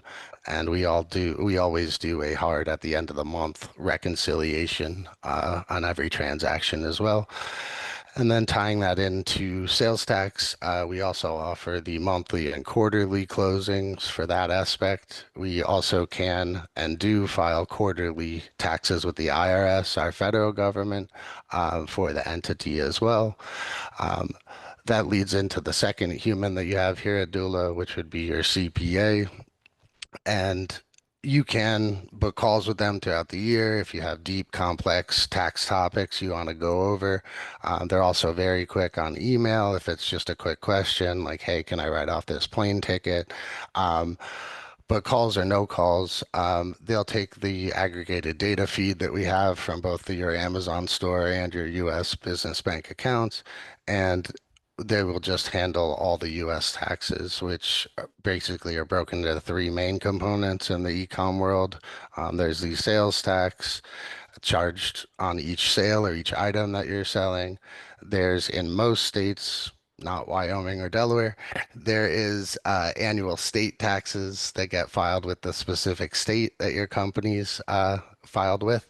And then, unfortunately, what applies to every U.S. entity are federal taxes with the IRS, the Internal Revenue Service. So your CPA handles any and all taxes for the entity top to bottom. And then just on the analytics side, as I think I've mentioned probably too many times, our software will link directly to your Amazon store. You can track AOV, cost per goods, your top selling product. You can manage your inventory. You can also isolate and gain insights on some of your top selling products. And then, of course, you can track any refunds or returns that tie into the overall performance of the store itself. And just a different kind of view on those services as well. We are built for founders. Almost everyone, myself included, here at Dula is or was an entrepreneur at some sort. So we own our own companies as well as forming them here at Dula. But to just give a different view on those four main pain points so we address, we can set up a brand new US company for you. We handle all the bookkeeping, we handle all the taxes, and then we also handle all the analytics and ecom insights. We provide two main plans here at Dula, being total compliance and business in a box. We do have flat pricing, so either of our plans, regardless of the number of transactions, your revenue, your inventory, any of those factors, we're a fixed cost that you can build into your budget for the year. With both of these plans, we can either form a brand new company, or if you already have an existing US LLC or C corporation, you can move it over to Dula into our ecosystem. But in either situation, we handle tax and bookkeeping on the US side, top to bottom. And we do have somewhat flexible monthly payments as well for our business in a box plan. But just a further breakdown on these two plans, they are essentially the same. The only main difference between total compliance and business in a box is total compliance. You have two humans on your team. You'll still have our bookkeeping software that integrates to your Amazon store as well as all your US business bank accounts. There's probably just a couple of hours on your side with total compliance each month of just going in and tagging and reconciling some of those transactions, as there's not a dedicated human bookkeeper in that plan. With business in a box, you have all three humans that I had mentioned before. So you'll have almost an extra employee here at Dula, your dedicated human bookkeeper, and they'll go in and tag and categorize every single transaction that comes through the entity, along with handling all the sales tax and remittance to the other states. We've also launched what we call an AI co-founder. So our AI co-founder is an LLM, a large language model. So essentially similar to ChatGPT in a lot of ways, but we have fed it our 15,000 customers conversations, as well as non-sensitive data from conversations with your CPA here at Dula. So to keep it short and sweet, if it's 3 in the morning or very late at night and you don't want to hop on a call with one of the humans you have here at Dula, AI co-founder is essentially like a chat GPT, but all centered around LLC or C corporation owner data and questions. So it's almost like a fourth human that you have here at Dula. But AI co-founder also does integrate with our software that I'd mentioned. So you can use it to consolidate data, manage files and transactions instantly. It helps with a lot of the busy or boring tasks, I'd say, in the bookkeeping platform, which can be really, really helpful, especially if you have the total compliance plan where you don't have a human dedicated bookkeeper here at Dula. So it can do some basic tasks for you in there as well. What I've found personally in the e-com space that's very valuable with the AI co-founder is it can pull a lot of automated insights from the order history that you have through your Amazon store. So it's very, very useful for tracking your inventory, tracking your orders in real time, and optimizing any AOV issues that you may have. And then we also do tie into almost all major ad platforms. So any meta platforms, which include IG and Facebook, of course. We integrate directly with TikTok and Amazon ads as well. So AI Co-founder can help pull insights from a lot of your ad platforms as well and see what ads are working and or which ones are not maybe working as well as they should be. But overall, there will be links for all of this in the collateral that gets sent out. But you can always book a call with either me directly or another team member here at Dula if you have any questions about starting a new US company and using it for Amazon. Or as I mentioned, if you have an existing US entity and you wanted to migrate it over to the Dula ecosystem, we can help with that as well. So besides the three humans that I mentioned on your team, pre-signing up with Dula, there's a lot of human support, and it's very easy for us to hop on a quick call, either with myself directly or another business specialist here at Dula, so that we can help get you up and running for Q4 and of course beyond. But overall, that's my spiel that I have here, Vincenzo, and I Thank appreciate you. the time. Thank you, Riley. I appreciate it. And I know sometimes everything that's with taxes and company can get quite complex very fast, but at the end of the day, is the foundation of every, every brand. And I think understanding all the different corporations and everything you went through is definitely something that is super, super important. Otherwise, like that can be very costly, especially when you're looking to exit or things like that. So thank you, Riley. Appreciate Yeah. it. Awesome. So next in line, we have my friend Ali. How you doing, Ali? Hello, hello. How are you, my man? Good to see you. Good to see you as well. How's everything going? Everything's good. Everything's good. I thought I'd be seeing you over the last few days at Unboxed. Mr. Worldwide is what I like to call Man, you. Q4, too busy. Too busy, huh? Too busy. Well, I think So there's gonna be some fun stuff on the AMC side and actually some fun stuff that Amazon released actually over the last couple of days. yeah, like I know you're right now still in Nashville, right? I'm in Nashville right now. I'm sitting in my hotel room. I could not find a quiet spot on the Unboxed floor there to do No this worries. from. Good, bro. But So yeah, like tell us, a bit of what is happening. Of course, also introduce yourself and the company, and the floor is yours. Yeah. yeah, so I'm going to I gotta so let's can you see my screen? We're all good? Yeah, yeah. But you got to always ask that question. Hey everyone, my name is Ali. I'm the Chief Growth Officer here at Trellis. We are an AI-powered ads dynamic pricing platform to help brands grow more profitably, whether it be from PPC on the sponsor side, DSP, AMC, changing your price to drive profit, bringing all those things together underneath one roof to help brands and agencies alike to run effective campaigns. So I'm going to talk a lot about AMC and DSP today. Before I do that, though, I do want to get into something that came out yesterday. I'm not sure how many people have actually seen this yet, but new ad format. It's something that Vincenzo, you and I have actually talked about this, Yeah. that it would be awesome for them to actually pull this out, and they finally did, which was a nice one to do. But sponsored products video, you can upload 1 to 5 videos. Um, Looking at different features, and so you can kind of see. I pulled a screenshot in here as well, so you can kind of see like the attributes or like the descriptive text as they're calling it. But easy to use, 20 bar pump. It's going to really, really, in my opinion, this is actually going to be a really, really popular format. For those that aren't, you can definitely leverage it during the Q4 season, but really being able to showcase, especially on mobile, right? Being able to showcase a video, something of your product actually in real life, leveraging some of the tactics you got here. I think Ben had to turn that image into a video one as well. But leveraging those as well is going to be really, really fun. If you haven't seen it yet, you can head over to the Unboxed website. They're talking a lot about it too. Vincenzo, you going to use this or what?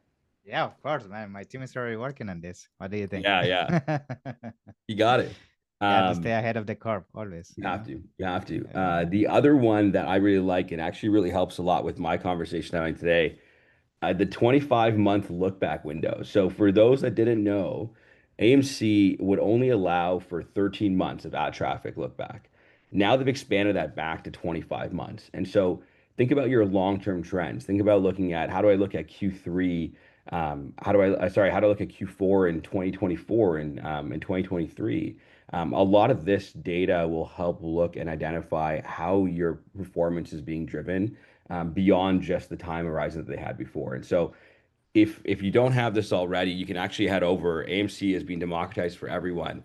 And we'll talk a bit more, but take a look at that, right? When you're starting to plan, and everyone should be already planning, if not already got all of their inventory in for the Q4 season here. But when you're thinking about your ads, thinking about how you're going to run them, look at your trends, right? Look at the traffic that you're getting, the conversions. Look at some of the DSP. If you haven't run DSP for that long, all good. But there's going to be a lot of information here that you can leverage to identify how you should be entering market. And a lot of that is because 40% of our revenue is coming in Q4. I know that to be true for a lot of people. A lot of the conversations I've had over the last couple of days as well.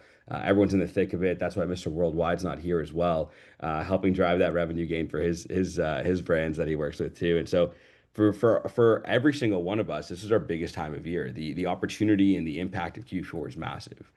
And so if there are more tooling, which Amazon did announce today and yesterday as well, it's our responsibility to actually use it as well, right? Let's get ahead of it. Let's make sure we're actually incorporating it too. And so let's not lose sight of Q4. And so when we think about it, all of us do this in some shape or form, right? We increase our discounts because we want to hit those revenue goals. We want to get the numbers out. We want to push the units in that we brought in, right? We increase our bids too, right? How much we're willing to pay, when we're willing to pay those. For BFCM, and there's actually a drop-off period if you actually look at the data about a week before Christmas there too. But we're always bidding higher. We're spending more and more, and as a result, our budgets are getting bigger and bigger. But ultimately, this just takes away from our margins, right? Like you saw, Sean Hart said the same thing. Like profitability is the goal. We're all trying to make money too. And so when we come out of it and looking at the look back window as well, how profitable were we last year? How profitable were we there the year before? How do we maintain our profitability? And we do all of this in service of moving more product, right? Trying to get those record sales, that LinkedIn post of, hey, we grew X number this year, and putting it out there. But more volume doesn't mean more profitability always. And in the way that we normally do it, in the way that all of us normally do it, it actually never equals more profitability, right? We move more units, we get the inventory off the line, but it's more important for us to think about how do we increase that profitability, right? And those record sales are often not tied back to record profitability. And there's fundamentally a big shift, right? And so I like to say this, and I've said this a lot over the last 48 hours to people and over the last few months as well. But it's not about how loud you shout. It's not about how much you increase your bids. It's about who you talk to, right? And how you talk to them. And so what do I mean by that, right? And it's often people are like, wait, Ali, what are you talking about? Why are you saying, like, what do you mean? Where can I find more information? How do I figure out what to do and who I should talk to? And ultimately, because we all run the same playbook every holiday season, we do it over and over again, more competitors, more discounts, more bids. We can't do the same stuff anymore, right? That's why you come to webinars like this, you come to conversations like this, that how do we be better? How do we drive better for our brands as well? And so what is the solution?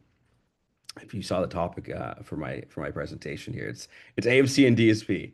It's a big part of it. And so audiences, which audiences to build, how to target them, and also leveraging that on DSP as well. I'm gonna go into all of it here too, because ultimately we want to be able to acquire smarter, not just spend a boatload of money, not just increase our discounts, not to increase our bids. We want to acquire smarter. But it's not just about need of brand growth here.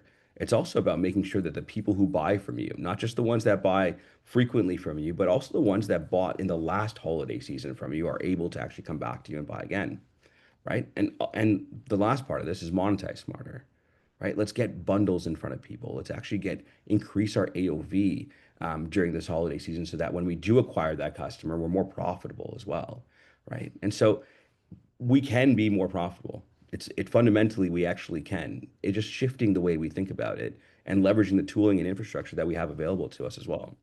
And so what do I mean by acquire customer? I was told I got 10 minutes here, so I'm stacking this. There's gonna be a lot of information. Vincenzo, you are sending this out to everyone after, right? All right. Yes, Okay. that's right. Okay. So acquire smarter. It's start measuring your acquisition cost for new brand. That I'm willing to spend this much money to acquire a new customer, right? And so I want to acquire customers today that can actually get me into 2026 that I can keep targeting later on. That if I get someone today, I'm getting them into my brand. What's my plan for them after, which we'll talk about as well. But let's make sure we're actually getting people that look like our best customer. And so what are the audiences that you should create leveraging AMC here? All of my highest LTV. If you're not looking at LTV, you got to be looking at LTV. I highly recommend it. What is the lifetime value of my customer and creating lookalike audiences from there. The second part is people who are browsing in the category, right? We know that they're interested in the product. We know that they're interested, arguably interested in other elements within our catalog as well that we can target them after. Let's go after those people too. People who are buying our competitors, people who are engaging with us at the higher elements of the funnel. But let's actually hit these audiences and target these groups of people to go after them. What we've been able to see and from the data that we've looked at over actually hitting some of these people and some of these categories in some of these audiences, it's all about driving that new to brand cost down, right? So the customer acquisition cost, all about bringing that down, that then we can actually hit and customers that we want to keep, not just people who are going to make one-time purchases with us, people we want to keep that we can target later on too. So for Q4, the goal is to acquire new to brand customers that look like my best customers, that could be my best customers, that I can sell to grow from in 2026 as well, right? It, what you do now will hit your numbers for this year, but getting these customers will fuel your 2026. It's super important to keep that in mind as you're looking at these audiences and targeting them. Some KPIs to look at as you see how you're performing here as well. What is my percentage of new to brand percentage of orders, my cost per my CAC for new to brand as well, and really in analyzing and understanding your path to conversion here. Which ad placements are helping drive that for me? Which products are the ones that people come back to? And AMC can give you a lot of that information to be able to understand this is the product that people buy from me the most. It's the number one product that people buy. And at Trellis, we look at something called Halo Rank, which is a combination of your new to brand along with your organic sales too.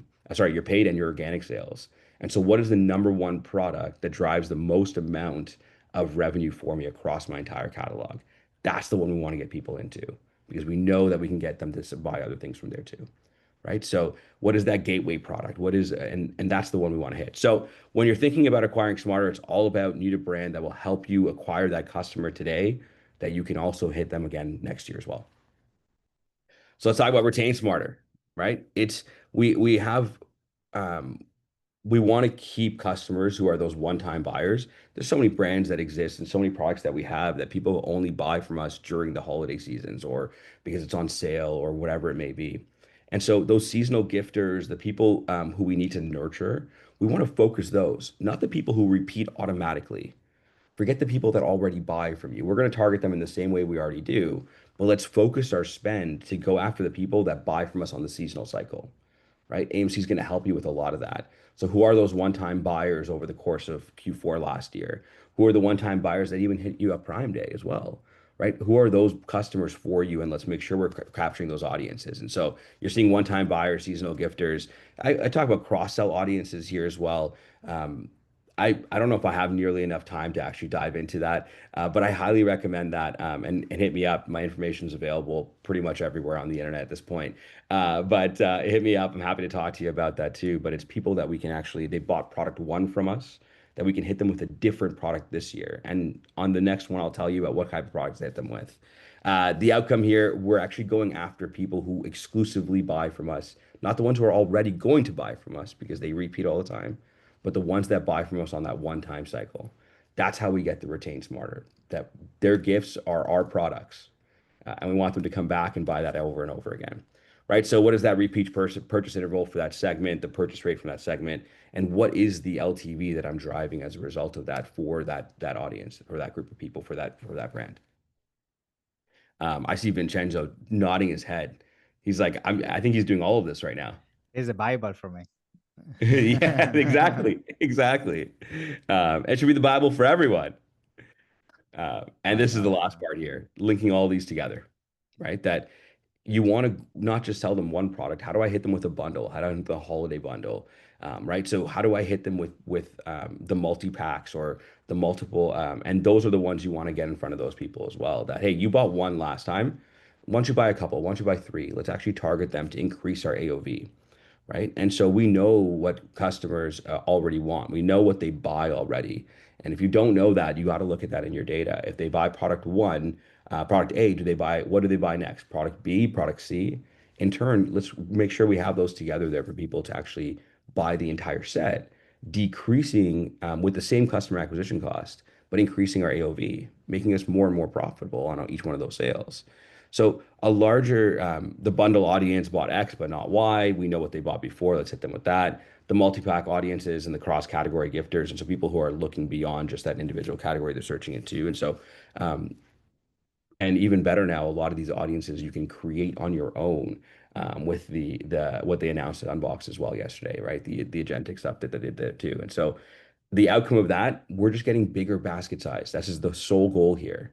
Let's target people with bigger baskets, get higher AOV from them, and get better efficiency because your customer acquisition cost is going down. So what are my Halo orders? They bought product one, did they buy product two? That's what we're tracking. And we're also tracking our average order value here to make sure we are doing these things well. Vincenzo, you look at these numbers or what? Yes, of course, man, all the time. All the time. You got it. You got it.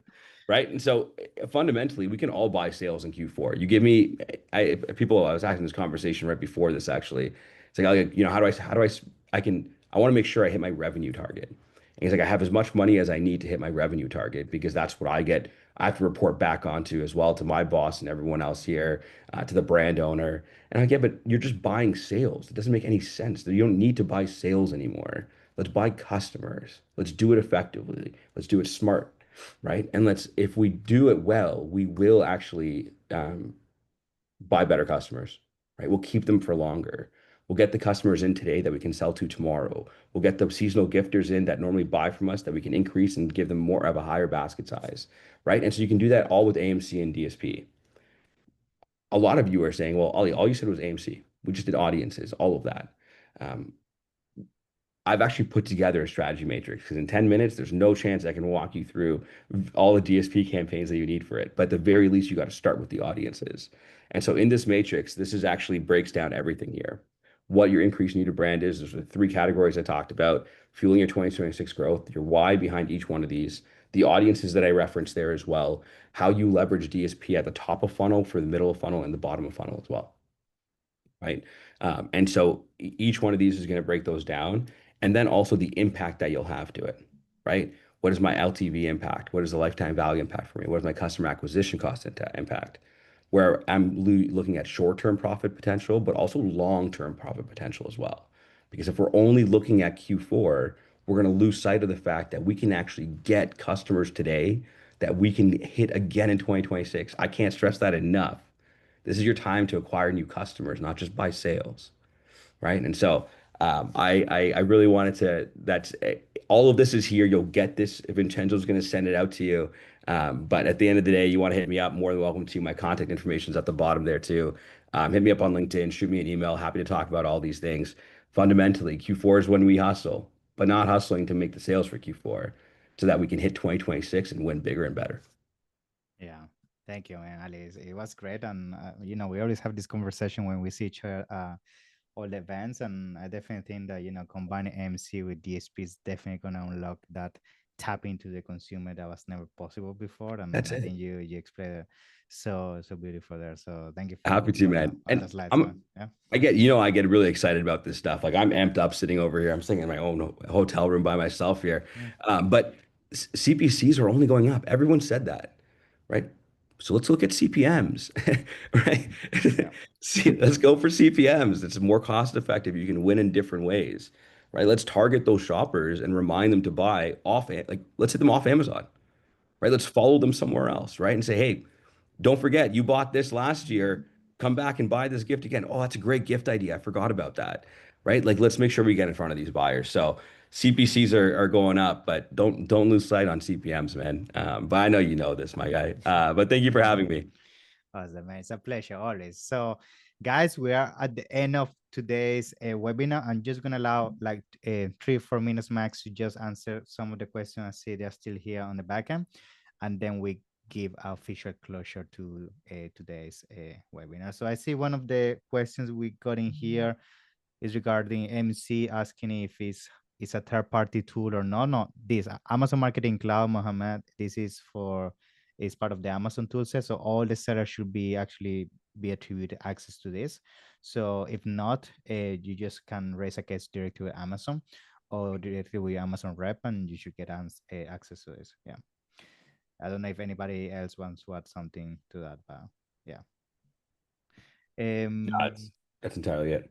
Cool. So I think Sonia, custom chat GPTs, I think this is for Ben. So yeah, Ben, I think all that is on the presentations, by the way, and the recording. So we're gonna follow up after the call, and we're gonna make sure everybody can get access to that. And of course, download the presentations. Okay. Next one, we have James asking about TikTok. How many influencers should I work with to drive traffic on TikTok and budget? I think Daniel is not on the call anymore, but I can briefly touch on that because we also do TikTok shops. So when it comes to TikTok, at the end of the day, it comes down to what really success will look like when it comes to implementing TikTok as a new avenue to generate traffic. So usually, as a rule of thumb, is when it comes to number of influencers, I would say bare minimum, where we're seeing to really start being impactful is anywhere from 50 to 100 influencers minimum to work with. And when it comes to budget, it comes down to also what is the cost of the product, because that at the end of the day, if you're working on commission, is going to be one of the biggest costs.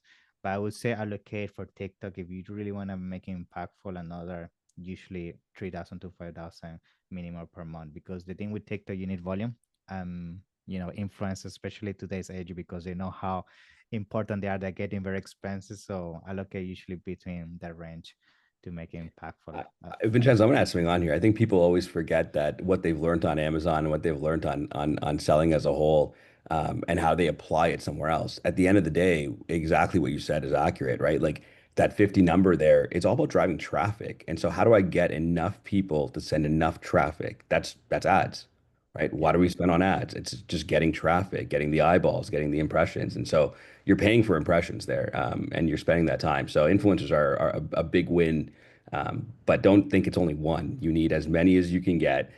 That 50 minimum that Vincenzo's saying, that you can actually get a lot of eyeballs that way. And so look at the audience size for each one of them too and say, hey, how many people do I want to get in front of? Yeah, 100%. Cool. We have two more questions. Let's quickly go through them and so we can end. So again, James asking how much money they need to spend on PPC to use Amazon Marketing Cloud. I don't know if any of you guys want to answer that. Yeah, I can hit it. James, whatever you spend on PPC, you can use Amazon Marketing Cloud. There's a good amount of data in there looking at all the way from your new to brand, your repeat. You can do a lot with Marketing Cloud. There's no minimum spend by any means, but you do understand, and you will be able to see more of the efficacy of that spend towards driving shoppers for you. Cool. And final one from Barry's. I'm very low in stock. What's the best thing to do right now? Who wants to take them? Pasha? Yeah. Send inventory. No. Good answer. Use. I would open up another SKU and under the same ASIN, and that'll be the FBM offer, and fulfill it from your own warehouse. That's immediately kind of what you can do. But yeah, send in stock. Maybe they'll receive it. Don't send in a pallet. Send UPS boxes. Yeah, good. Yeah, avoid that stock out at all costs. Exactly what Pasha said there. And like honestly, I'd stop running ads. Yeah, awesome. Cool, guys. So I think that brings us to the end of the webinar today. Some of the speakers have to jump off because we are having very busy days because of Q4. But it's been a pleasure to have all of you guys. Thank you so much for the knowledge and everything you brought to this webinar. And for all the attendees, thank you once again. I know that we share a lot of knowledge today and you must be overwhelmed, but don't worry. We're going to be sharing this recording with you so then you can go on your own time. But I think the biggest takeaway is you have to take action. All the things we are telling you right now are things that actively our clients and competition are doing. And if you're not doing it, you're going to stay behind. And I think 2025 is a consolidation year for success that's coming for 2026. And you don't want to really miss out on the year to come, which I really think is going to be very impactful for everything that we're going to see happening in the Amazon space. So that's it from me. Thank you so much and see you in the next one, guys. Have a good Q4. Bye-bye. Thanks. Bye.